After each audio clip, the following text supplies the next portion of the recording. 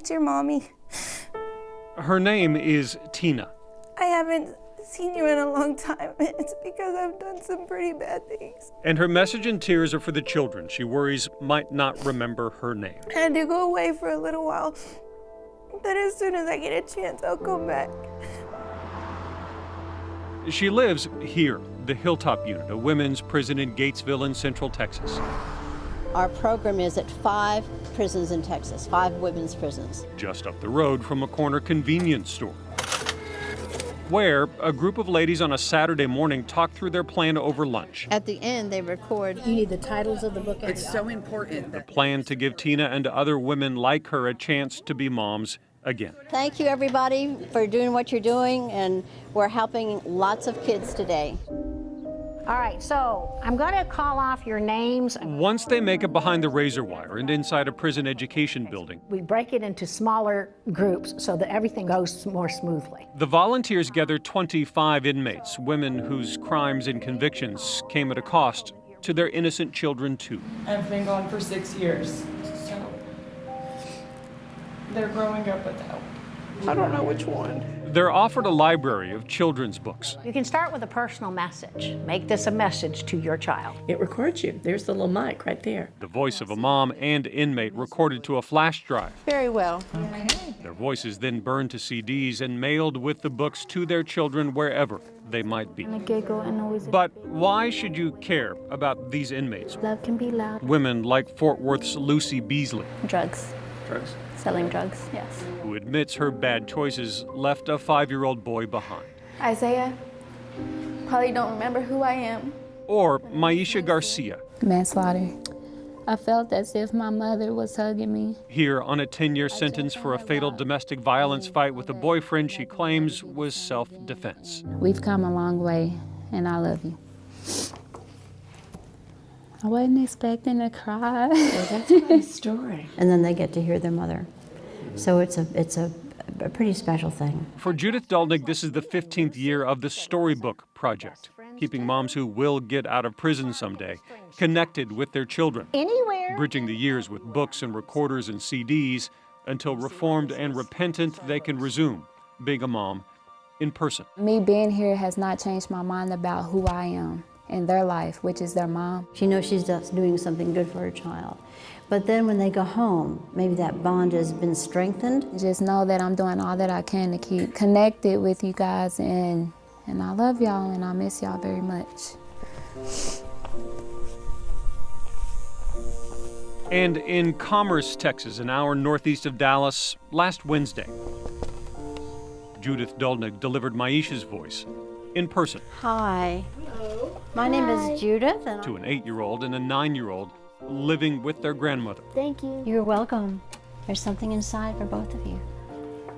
I picked this book out especially for you, and I hope you like it. Girls clinging to the books and recordings with both the joys and the tears they bring. I'll tell you about myself. My name is Susan, Until the day Mom comes back. and I am in grade 2 now. It feels good. It seems like she's here. I want to go to the washroom. That's why I used to crawl to the door. I want to say that I miss her and I love her and I wish she was here right now. when the teacher turned her head and looked at the other side of the room. And I would never want them to lose contact with their mom. Yes, sir. But for inmates like Tina Dominguez from Waco, this is more complicated. You ready to go? She's in prison for injury to one of her children. My stomach was queasy and I couldn't eat my cereal. A paternal grandmother has legal custody now. It's my hope that when they hear it, they see me. They see the mom before I got hooked on drugs, the mom before I got arrested. See how shiny they are? I just want them to know that I love them. They're amazing. They're everything that I ever wanted, and I'm sorry. I'm sorry that I was thoughtless, and I was careless, and I was selfish. And I guess it's just my way of letting them know that I'm still here. Dear reading buddy, And so my teachers they read, tall like a tree. hoping their children get a chance to listen and have a mom to look forward to. I love you forever. I like So everybody wins. The prison, good behavior, the mother, and especially the child. Sometimes when you do bad things, You have to suffer the consequences. And right now, that's what's happening. When the sun peaks up, Consequences learned, consequences shared, turn the page. until the day a mom and the child serving the sentence, too, can try starting over again. But the bear snores on. Turn the page. In Gatesville, Texas, Kevin Reece, Channel 8 News. I love you.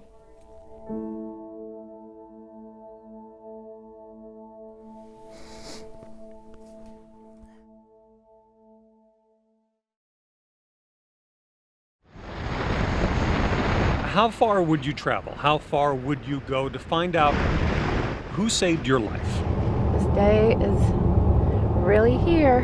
For Andy K. Joyner, it's a 2-hour drive across East Texas. We're getting really close. Closer to answering the questions haunting her for 2 long years. Because this was Andy K., her heart and her liver both failing.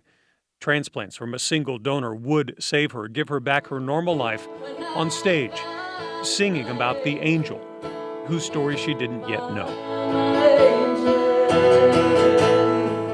Tubes and lines coming out of my body, and I'm laying there curious about who this is inside of me that's keeping me alive. That's why 2 years after the transplants, Andy K. was back on the road. She found out her angel was Stephen Dominy, a 40-year-old who died in a car crash on an East Texas highway just like this one. A man whose children, a son named Tyson and daughters Reagan and Ramsey, also wanted to know who their angel had saved. I'm ready to meet them. Been ready for a long time. For that meeting, Oh my gosh. they chose a restaurant in Nacogdoches, This is happening. where the hugs were awkward at first. Hi. Hey.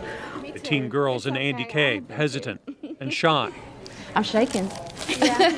And it's not because it's cold outside. But then this happened. This is for the both of you. The gift of a stethoscope to hear their daddy's heart, the gift of a framed photo, and the donor's own Bible. Thank you.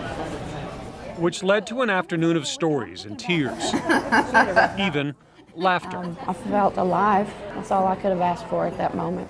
I think she's just been a missing piece of our life for 2 years. And then Reagan asked for a favor, We have my senior night. for one more missing piece only her dad could fill. Which is why after 100 miles more, Andy K. was in Kirbyville, Texas, with 2 more important people to meet. Stacy Dominy, the donor's only sister, and Sharon Dominy, the mom who lost her only son. He's no sissy. Oh, he's no sissy. Oh my God. He's strong. I didn't know how I would react to her. Oh, I feel like I'm meeting my child because she is, in a way, my child. I wish I could have got to meet him. we're having this meeting because he's not here. Is what's hard. But the happiness that you get and the joy that you get from knowing that this precious woman, was on her deathbed literally, and is now walking and talking and healthy and happy and able to be here. Should I call you Mrs. Dominy? No, you can call me Sharon or Mimi or whatever you feel like you want to call me. Hopefully it's nice. I'll just call you Mom. Oh, there you go. But the favor Andy K. drove halfway across Texas to keep was on the football field. Senior night at Kirbyville High School. Reagan, the valedictorian, didn't have her dad to walk her across the field before the game. Tonight she has a very special escort. But she had his heart. Dad's heart and liver. Wearing her dad's Letterman's Andy jacket, K. Joyner. she had Andy K. Ladies and gentlemen, her dad's heart is with her tonight. Their father, he walks with me every day. He wakes me up in the morning, and he's the reason that I'm still here. He's the reason for everything for me. Okay, you ready to turn around? Yeah, you're going to turn to me? All right. I would do anything for them. I'm here for them always. A lifetime. I told you. She's not getting away from us. It makes me very happy. Yep, forever. Forever, I love you, girls. saying thank you for the angel they now share. Because of him that I'm able to do this.